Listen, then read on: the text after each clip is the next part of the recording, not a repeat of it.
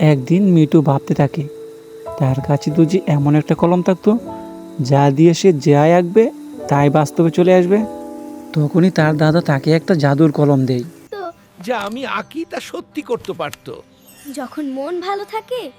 তারপর তার দাদুর দেওয়া সেই কলমটা দিয়ে একদিন একটা পাখি আঁকলো, আর সেটা বাস্তবে চলে আসলো। চিচি, ধন্যবাদ, তুমি আমাকে বাঁচালে। এই কলমটা সত্যই জাদুর। তারপর একদিন মিটুর গ্রামে অনেক ঝড় বৃষ্টি হয়ে অনেক পানি হয়ে গেল। মানুষ কোথায় যাবে ভেবে পাচ্ছিল না।